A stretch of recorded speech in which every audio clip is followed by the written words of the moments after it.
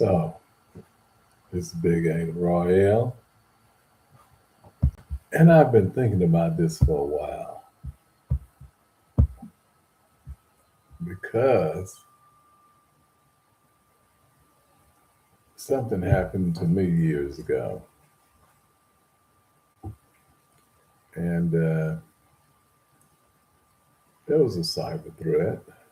I had been over security technology for quite some time,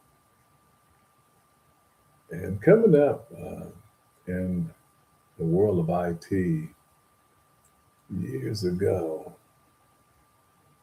when internet was just starting out and we were playing around on ArcNet and doing things the hard way, using things like escape codes, uh, using things like machine language to write, programs, using some of the old coding, assembly language and COBOL and Pascal and you and when it was C was in its infancy, just starting out, using basic still to write some code. And when we were out there hacking, and yes, just about everybody was hacking back then. Anybody that was in this field probably had some experience during the early days hacking. It was more or less a game, something fun to do. And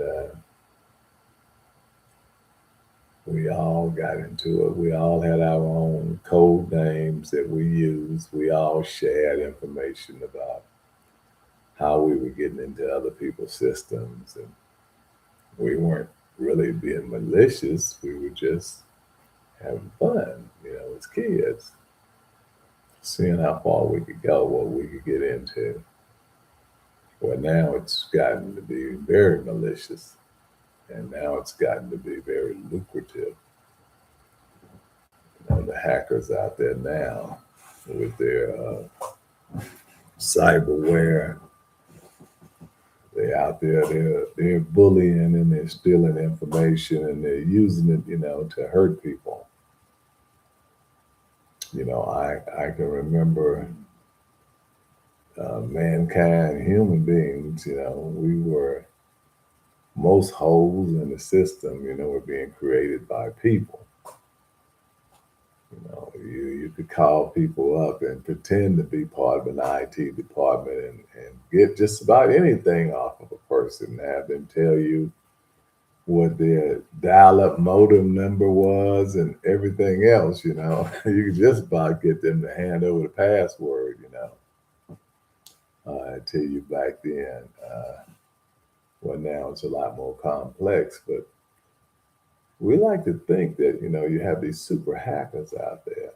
So here's a point I'm getting at. Let me get to a point here.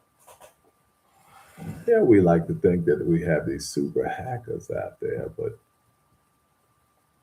I always had this theory because of what happened to me. Everything was locked down and secure one minute, and then the next thing I knew, somebody joined my company from the outside. And they didn't like the way I had been doing things. They thought they had a better way, and they had the credentials, supposedly they had the credentials, to know what they were talking about. Anyway, to make a long story short, so they came in and they started making changes. But after they started making these changes, and after they start taunting everyone about we could get hacked, and after they just spent a multitude of dollars on supposedly protecting us, we got hacked. Now, we had never been hacked before. The basic knowledge that I had as a hacker kept us safe for years. Not to toot my own horn, but for 23 years, we had been safe. No one had got in, no one had noticed our network. And what the process I was using to keep us, clean was good. But the moment this person started making changes, we got hacked. We got hacked, and it was big time with ransomware. And it hurt us. Okay. It did hurt us. It didn't permanently damage us. We were able to, get out of this, but it did hurt us. And I always had this theory of why did it happen after somebody who supposedly knew everything, who said my thinking was off when it came to security. Why did it happen after this security expert that we hired changed things? It became more, I guess, curious to me that after this whole ordeal happened, the security expert left the company. And I wondered, if the FBI, cyber security department, if they actually had a list of employees who worked for companies that got hit. If you could go back and look at names of people that they had in common, who companies got hit, and these particular people happened to be working at the company when they got hit. I, I just always wondered, and this, like I said, this is a theory. I'm throwing something in the air here. But I would be curious to find out, you know, if we got hit after employing somebody in particular, uh, because we had more than one person leave the company during that time that was a part of ID or shortly afterwards. So I would just be curious: are they creating? Is FBI cybersecurity division creating a database of employees that just happen to be working at these companies that got hit? Do they have anything in common? Okay. Because I know you're tracking things like when companies got hit and how much, ransom was and what ransomware got deployed. And I know you're keeping track of that kind of stuff. But are you tracking who was working for the companies during the time they got hit? Can you find a correlation with employees that was working at companies, that was working at several companies, in other words, that all got hit with ransomware? And if so, can you track payouts to these employees? Because like I said, this is a conspiracy theory, but I'm just curious. So, if you're out there listening, FBI, if you're out there listening, uh, this is something you might want to investigate. And if, none of this is factual, so be it. But it would just be so easy for these guys to actually do that. It would be so easy for them to deploy people. It would be so easy for them to recruit people, first of all, and tell these people they recruit that they're going to get paid to join certain companies. It would be so easy to have these people trained and actually sponsor their training in cybersecurity to make them, to make them more visible, to make them more interesting, more palatable to be recruited by companies if they had all of these certifications in cybersecurity. Of course, companies would want to pull them in. Who better to sponsor their training and help train them than the very same companies, the very same groups of individuals that are hacking companies? Okay. What better thing, scam that they could be running during this day and age? I mean, are they really that good that they're breaking through all these firewalls? Really? Here's my question. Are they really that good that they're breaking through firewalls? I mean, these firewalls we're creating are astronomical. They're fantastic.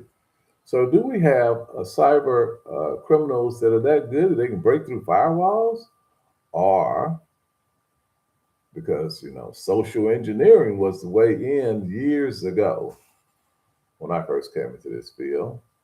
For those of you who don't know about social engineering, you would talk to a human being, and that was your weak spot. That was your hole in your security, was human beings. You talk to them, you call them, you gain information, enough information about the site that you would use that as your way in, your dual way in.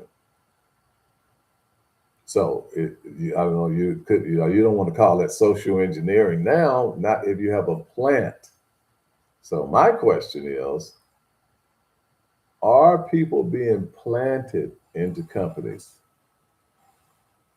Okay, are people being planted into companies that have something to do with IT,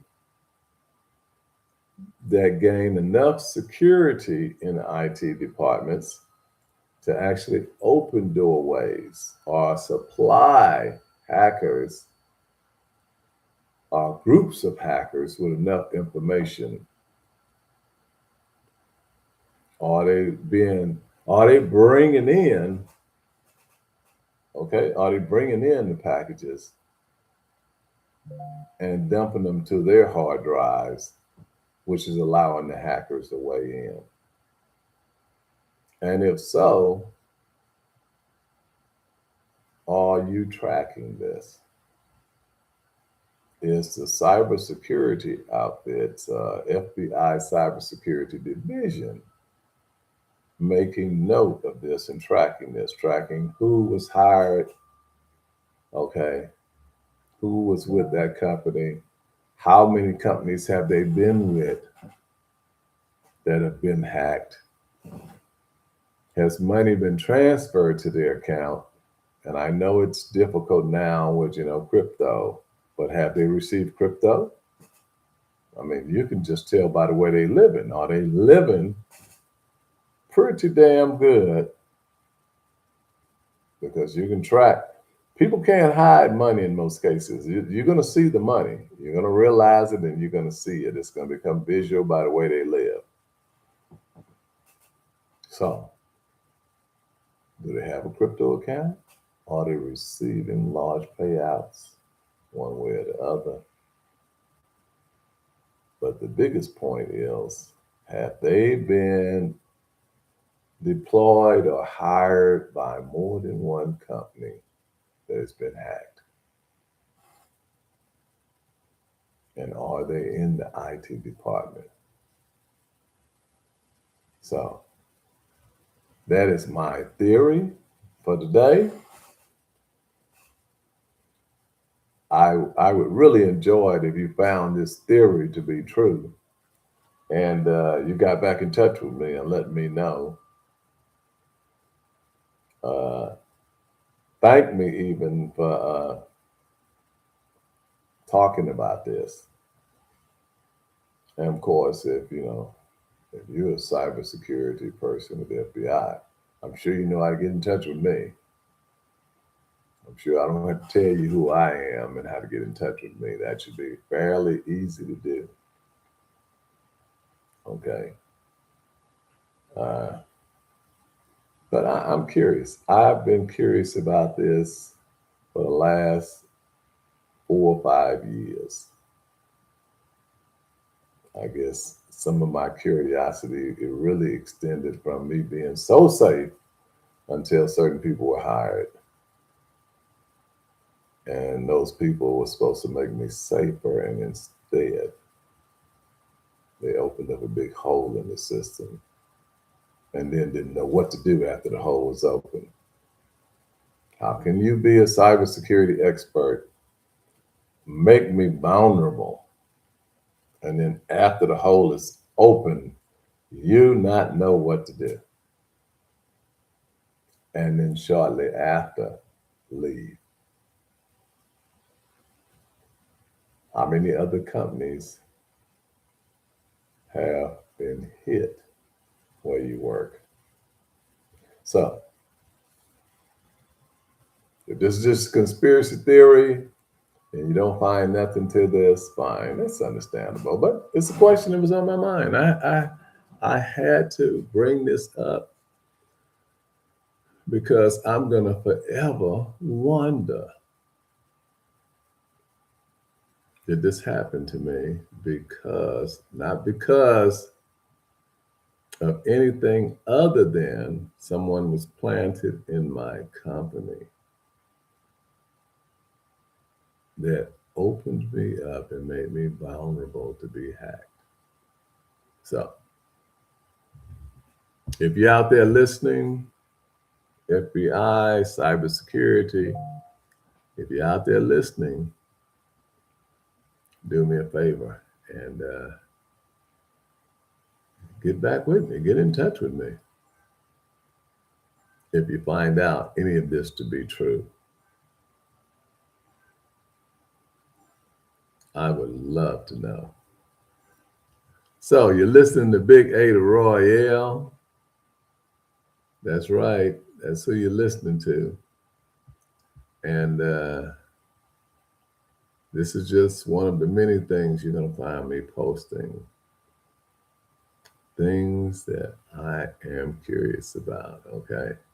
Hey, I appreciate it. Anybody that want to listen, anybody that are listening,